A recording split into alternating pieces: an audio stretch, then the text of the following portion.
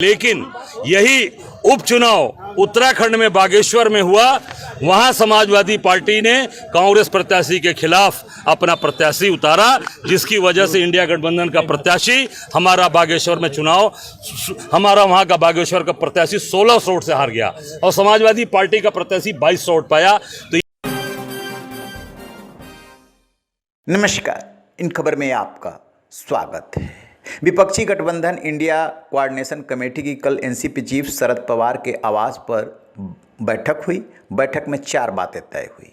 पहली बात कि कैंपेन की शुरुआत अक्टूबर के पहले हफ्ते से भोपाल से होगी। दूसरी बात, सीट शेयरिंग पर बड़े नेता बैठ करके तय करेंगे कौन कहां पर लड़ेगा।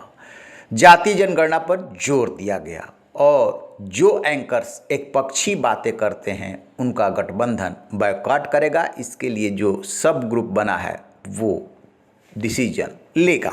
लेकिन जो खबरें आ रही हैं वो गठबंधन के लिए बहुत अच्छी नहीं है। नीतीश कुमार रूठे रूठे से हैं, गंभीर हैं, कुछ बोल नहीं रहे। प्रधानमंत्री नरेंद्र मोदी से जब से डिनर में मुलाकात हुई है तब से थोड़ा नज़ारा बदला हुआ है। लल्लन सिंह जो कोऑर्डिनेशन कमेटी के मेंबर है वो नहीं पहुंचे थे। उनकी पार्टी के संजय झा आए थे, वो सिर्फ उपस्थिति दर्ज कराने के लिए। इधर कांग्रेस और समाजवादी पार्टी में भी यूपी में बन नहीं रही है। अभी जो घोसी का उपचुनाव हुआ है उसमें कांग्रेस का कहना है कि हमने तो पूरा समर्थन दिया, लेकिन उत्तराखंड में बागेश्वर में गए समाजवादी पार्टी ने कांग्रेस को समर्थन नहीं दिया। नतीजा ये हुआ कि सपा को मिले 2200 वोट और कांग्रेस हारी 1600 वोटों से। यदि सपा ने वहाँ समर्थन दे दिया होता तो कांग्रेस जीत जाती। ये हम नहीं कह रहे हैं। कांग्रेस के यूपी अध्यक्ष अजय राय हैं, वो पहुंचे थे मऊ और वहीं पर उन्होंने अखिलेश यादव को घेरा, सपा पर किया वार। अध्यक्ष जी, कांग्रेस ने सपा को समर्थन किया है, सपा का एक भी कार्यकर्ता यहाँ आपके स्वागत में नहीं दिखाई दे रहा है। देखिए, हम सब लोगों ने बड़ा मन करके, जैसे बार बार अखिलेश यादव जी का बयान आया था कि कांग्रेस के लोग बड़ा मन करें, हम लोगों ने बड़ा मन करके उनका समर्थन किया, सहयोग किया। और कांग्रेस का एक एक कार्यकर्ता, आप सब लोगों ने देखा होगा, हमारा एक एक कार्यकर्ता केवल मऊ का ही नहीं, मऊ, आजमगढ़, गाजीपुर, गोरखपुर, कई जिले के कार्यकर्ता दिन रात आकर मेहनत किए और घोसी में इंडिया गठबंधन का चुनाव जीता। बड़ा मन करने से क्या सीटों का बंटवारा? नहीं, मैं जो पूरी बात हो जाने दें, ये जीता। और हम सब लोग अपने इंडिया गठबंधन के जो प्रत्याशी रहे उनको हम लोगों ने निश्चित तौर से कांग्रेस पार्टी ने पूरा समर्थन करके सुधाकर सिंह को जिताया। क्यों? क्योंकि स्थितियां ऐसी रही हैं, पूरे समाज के अंदर लोग परेशान हैं।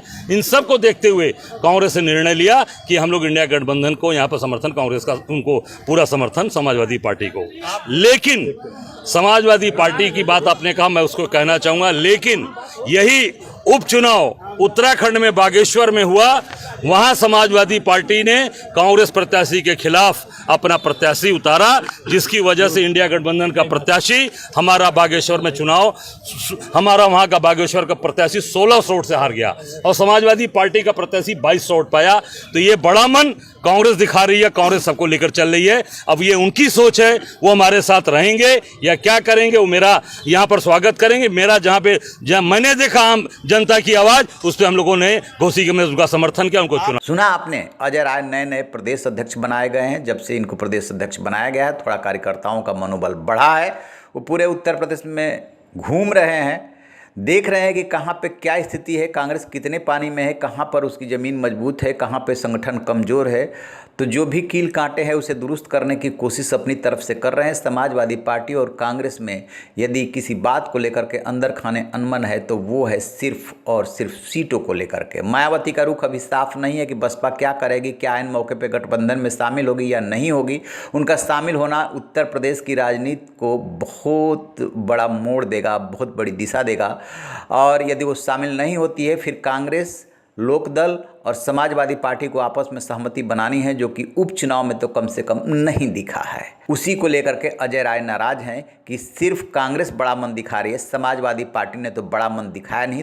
यदि उसे इंडिया गठबंधन की चिंता होती तो उत्तराखंड के बागेश्वर में उसने कैंडिडेट नहीं दिया होता, फिर कांग्रेस का कैंडिडेट जीत जाता। देखने वाली बात यह है कि जैसे जैसे ये गठबंधन का कार्यक्रम आगे बढ़ता है उसमें कौन कौन से मतभेद उभर करके आते हैं। सबसे ज़्यादा 2 मुद्दों पर मतभेद होने हैं। हैं, एक सीट शेयरिंग को लेकर के और दूसरा नेतृत्व को लेकर के। तो नेतृत्व और पीएम फेस का मामला तो चुनाव के बाद के लिए टाल दिया गया है, लेकिन सीट शेयरिंग तो उससे पहले ही करनी होगी। अभी जो मध्य प्रदेश, राजस्थान, छत्तीसगढ़ समेत 5 राज्यों में विधानसभा का चुनाव हो रहा है, वहाँ आम आदमी पार्टी भी जाकर के चुनाव लड़ा रही है। कहने का मतलब ये कि ये गठबंधन बना है सिर्फ लोकसभा चुनाव के लिए, विधानसभा चुनाव के लिए नहीं। और यदि यही रणनीति रही, ऐसे ही गठबंधन चलता रहा, तो निश्चित रूप से इससे बीजेपी को फायदा होगा।